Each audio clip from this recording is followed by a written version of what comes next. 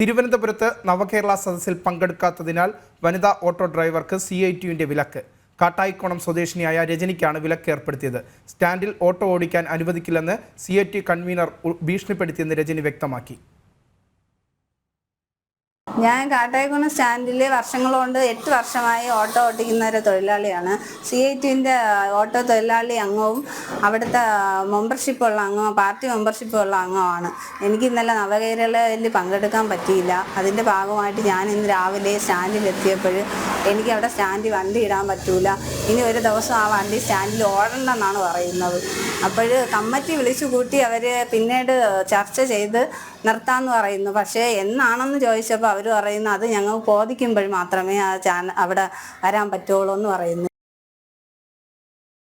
ശ്യാം ചേരുകയാണ് തിരുവനന്തപുരത്ത് നിന്ന്. ശ്യാം, CITU നേതാക്കളുടെ ധാർഷ്ട്യം, ഊരുവിലക്കിന് സമാനമായ രീതിയിൽ ഒരു വനിതാ ഓട്ടോ ഡ്രൈവർക്ക് സ്റ്റാൻഡിൽ ഓടാനുള്ള അനുമതി പോലും നിഷേധിക്കുന്നു. എന്താണ് CITU ജില്ലാ നേതാക്കൾ ഇതിൽ വിശദീകരണം നൽകുന്നത്? വിനീഷ്, ഈ കേസുമായി സംഭവവുമായി ബന്ധപ്പെട്ട ഒരു തരത്തിലുള്ള വിശദീകരണവും ഇടത് നേതാക്കളുടെ ഭാഗത്തുനിന്നും ഉണ്ടായിട്ടില്ല. ഇന്ന് രാവിലെയാണ് ഇത്തരത്തിൽ കാട്ടായിക്കോണം സ്വദേശിയായ രജനി താൻ സ്ഥിരമായി ഓടിക്കുന്ന ഓട്ടോയുമായി കാട്ടായിക്കോണം സ്റ്റാൻഡിൽ ഓട്ടോ ഓടിക്കാൻ വേണ്ടി എത്തിയത്. ഈ സാഹചര്യത്തിൽ കാട്ടായിക്കോണത്തെ CITU നേതാക്കൾ രജനിക്ക് വിലക്ക് കൽപ്പിക്കുകയായിരുന്നു.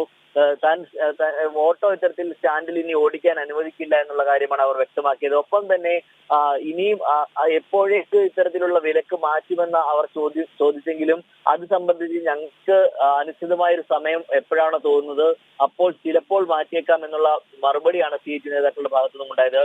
ഒപ്പം തന്നെ നിലവിലെ സാഹചര്യത്തിൽ രാവിലെ ഓട്ടോ സ്റ്റാൻഡിൽ എത്തിയതിനു ശേഷം രജനി വീണ്ടും ഓട്ടോ ഓടിക്കാൻ ഇതുവരെയും സാധിച്ചിട്ടില്ലേ? വിനീഷ, അത് തന്നെയാണ് നമ്മൾ വ്യക്തമാക്കിയത്. ഈ കാട്ടായിക്കോണം സ്വദേശിനിയായിട്ടുള്ള രജനിക്ക് ഇതുവരെയും അത്തരത്തിൽ തുടർന്ന് ഒരു സമയത്ത് പോലും ഓട്ടോ ഓടിക്കാൻ CITU തൊഴിലാളികൾ അനുവദിച്ചില്ല. ഇപ്പോഴും അതേ സാഹചര്യം തന്നെയാണ് ഉള്ളത് എന്നുള്ളതാണ് അവർ വ്യക്തമാക്കുന്നത്. രജനി നിലവിൽ പോലീസിൽ പരാതി നൽകിയിട്ടുണ്ടോ? ശ്യാം, രജനി നിലവിൽ ബ്രാഞ്ച് കമ്മിറ്റിയിൽ പരാതിയുമായി എത്തിയിട്ടുണ്ട്. പക്ഷെ പോലീസിൽ ഇതുവരെ അത്തരത്തിലുള്ള പരാതികൾ ഒന്നും നൽകിയതായിട്ട് അറിവില്ല. ഒപ്പം തന്നെ ഈ രജനിയുടെ സഹോദരൻ ചുമട്ടുതൊഴിലാളിയാണ്. സഹോദരനെയും നാളെ തൊട്ട് ജോലിക്ക് വരണ്ട എന്നുള്ള ഒരു രീതിയിൽ ഉള്ള ഭീഷണി സ്വരത്തിലാണ് CITU തൊഴിലാളികൾ രജനിയോട് പെരുമാറുന്ന സാഹചര്യമുള്ളത്. നിലവിൽ എന്തായാലും ഓട്ടോ ഓടിക്കേണ്ട എന്നുള്ളൊരു നിലപാടിൽ തന്നെയാണ് CITUവിന്റെ നേതാക്കളുള്ളത്. അതുകൊണ്ട് തന്നെ രജനി തുടർ നടപടികൾക്കായിട്ട് പാർട്ടിയുടെ ഉന്നത തലങ്ങളിലേക്ക് പരാതി കൊടുക്കുമെന്നുള്ള അറിയിച്ചിട്ടുണ്ട്. രജനി ഒരു ദീർഘകാലമായി CPMന്റെ പ്രവർത്തകയും CITUവിന്റെ പ്രവർത്തകയും ഒക്കെ തന്നെയാണ്.